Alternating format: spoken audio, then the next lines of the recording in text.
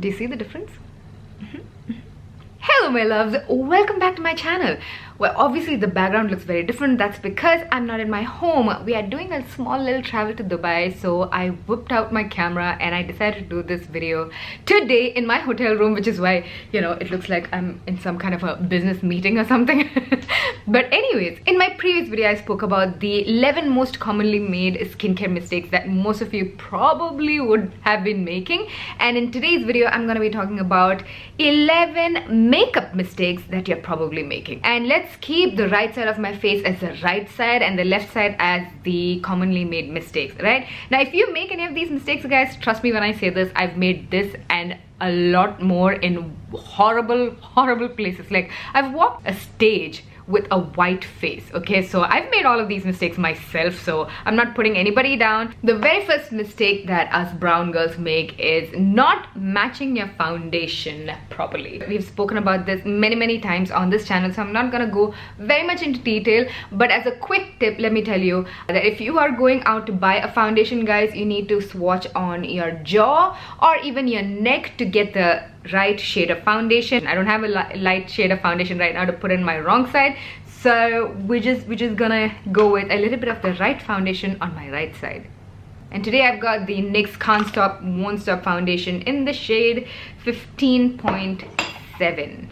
And note to self, next time I travel, carry a mirror. Maybe I should use my phone. Alright, makeup mistake number 2 that you could be making is applying a bright lipstick without concealing around your mouth. Now this is especially true for those people like myself who has a little bit of discoloration around the mouth. Guys, you need to conceal around your mouth, get rid of that hyperpigmentation. Otherwise, that lipstick is just gonna look really stark. So we've got a nice little bright pink here. This is the shade Spring Break from the new Huda Beauty Power Bullet lipstick. And notice how the lipstick kinda looks funny. Now, if I take a concealer that matches my skin tone and then conceal just around my mouth, it's immediately just gonna look nicer. Well, ideally, you should be applying the concealer first and then the lipstick, but I just wanted to make a point, you know. Makeup mistake number 3 that you could be making is not matching your eyeshadow to your lipstick. I know this is where makeup can get a little bit complicated, because this is one of those mistakes that I've made so many times and then I figured out that's why my makeup is not looking good today. There is a very easy way to figure out what lipstick is gonna match what eyeshadow. Rule of thumb, if you have nude eyes like no eyeshadow or a little bit of gold, pretty much anything goes on the lips. And if you have really bright eyeshadow, nude lips is a surefire way to make things work. But if you want to have color on your eyes and color on your lips, then what you do is go on Google and click on a color wheel. So this is what a color wheel looks like. Now if you apply anything that's close to each other, if you match your eyeshadow and your lipstick with anything that's close to each other, it's gonna look good. For example, if you're gonna have an orange lipstick and if you go for a peach eyeshadow, it's gonna look good because it's close by to each other. Or if you go for something like opposite, so if you want to do a color block, so right here we have red and here we have green. So if you remember from a couple of years ago, Aishwarya Rai's Khan's look, she had this beautiful bright orange red lips and she had this teal green eyeliner under her eyes. That's how she used the opposite colors trick. Makeup mistake number 4 is not concealing your under eye circles and your eyelid space as well before applying eyeshadow.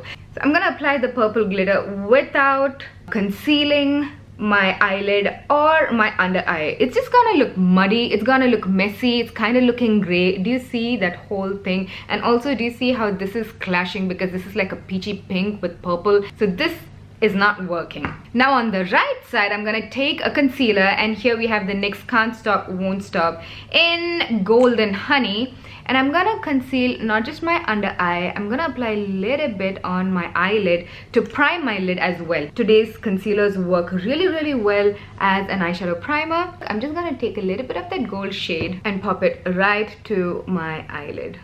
And that already looks better on this side. Makeup mistake number 5 is leaving your eyeshadow unblended. Now this holds true especially for matte, transition or crease shades. If you have metallic shades like this one, you can just pop it with your finger and not really worry about it. What I mean by blend it out is you should not really see where the eyeshadow begins and where it ends. If you're seeing a nice little rainbow of brown on your crease, you haven't blended enough.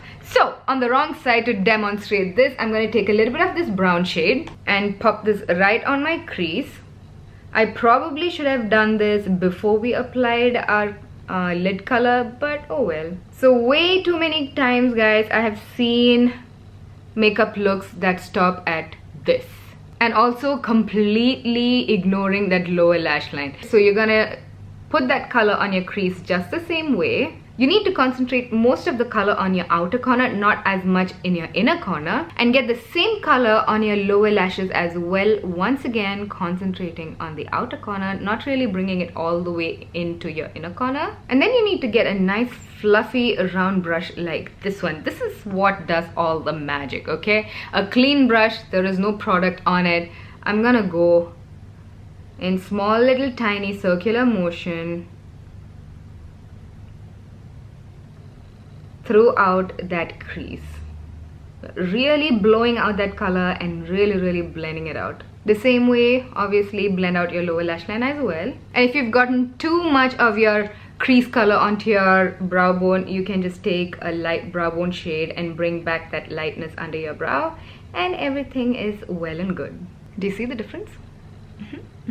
Makeup mistake number 6 is completely ignoring your brow. When you do your brows, guys, if you have any bald spots like this right here, that's where you need to give most of your attention, okay? And also your brows must be slightly darker towards the tail end, not really put as much attention to your beginning portion. So I'm gonna take a brow pencil and just fill in my right brow. Makeup mistake number 7, guys, we are going through this really fast, aren't we, is not applying your mascara properly. So way too many times what I have seen is taking your mascara wand and just like going on the tip of your lashes, just like 1, 2, 3 strokes, and that's it. So what you need to do is get the mascara wand, and you need to get to the base of your mascara, like your tight lining, and then really wiggle in your mascara wand and then pull it up. Do you see the difference? Do you see that? Just 1 coat of mascara. This is a Too Faced Better Than Sex mascara. So once again, go to the base of your lashes, wiggle it, and pull out the mascara wand. Do not forget the corner little lashes. Do not forget your lower lashes the same way. Get to the base and pull it out. Guys, a bonus tip right there. If you have mascara clumps on your eyelid, get it out. We are on makeup mistake number 8, and that is applying your contouring product way too low. And this is especially true if you're using cream products. Now, the number of times you've heard our favorite beauty YouTubers say, make the fishy face, find the line, and apply the contour product right there, right? So that works if you're applying a powder contour. But if you're using a cream contour, today I'm using the Huda Beauty's Tan Tour in the shade Tan. So I'm gonna take a little bit and I'm gonna do the fishy face. Now what happens when you blend it out is it gets too low. So that's literally dragging your face down instead of lifting it up and chiseling it out. Now the right way to do so, if you are using a cream contour, is to go above your fishy face line, okay? Almost where you would apply a highlighter, but not quite that high. Now when you blend it out, you've got that space for it to come down a little bit and still have a clean, nice contour. Do you see the difference? Makeup mistake number 9 is leaving on an unblended highlight. So once again, guys, we see it on tutorials, taking the highlighter with a nice fluffy brush or like the fan brush that's kind of died down anyways. And on my wrong side, I'm just gonna do a stripe because that's what we see, right? Go back and forth, back and forth, back and forth, back and forth. So what you need to be doing is take your highlight, slowly start patting in that highlight on the highest point of your cheekbone.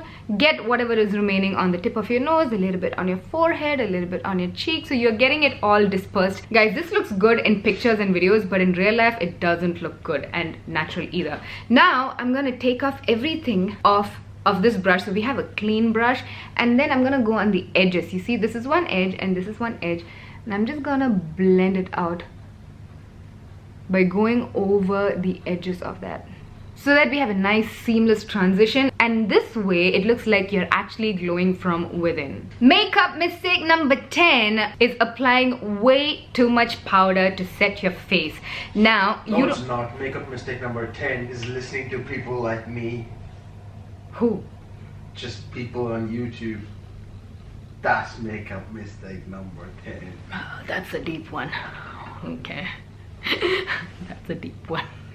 Anyways, first of all, you don't always have to set your makeup with powder. A lot of today's foundations and concealers and highlighters and contours, they are all self-setting. An exception to this is if you have really oily skin, or if your face has gotten a little too shiny, a little too out of control, you want to take it down a notch and mattify a little bit. For that, what you do is target where you need to powder your face. You could probably apply a little bit of powder just on your smile lines. And I also know that a lot of people powder their face to freshen up the makeup. What is happening is you're really caking on that powder. Your face is looking cakey. It's gonna crack up. It's not gonna look fresh. So if you want to freshen up your face, all you have to do is take a tissue paper, guys, or if you have a blotting paper, even better, and literally just put your hand in there and do this so that, you know, all of that excess oil and sebum will be absorbed by the tissue paper. You don't have to always powder your face. As a bonus little tip, I have makeup mistake number 11, that is leaving gray patches on your face. Now, this is also applicable to people who have really dark patches or hyperpigmentation, say around your mouth, a little bit of your melasma. You might want to consider color correcting. If you go straight in to a concealer, that concealer doesn't have to be long wearing enough. Your darkness can peek through the concealer. That's when it appears gray. There are so many color correcting videos on YouTube. So this is the right side we ended up with, and at the same time this is the wrong side. So those are the 11 commonly made makeup mistakes that you are probably making. Let me know what all you were making, or if you were not making any at all. So that's it for this video. All the videos are right down below, and if you haven't subscribed to my channel, what are you waiting for? Click that subscribe button. And if you like this video or found this video helpful, do not forget to give that thumbs up button a nice old big smash. Click that like button, and I shall see you in my next one.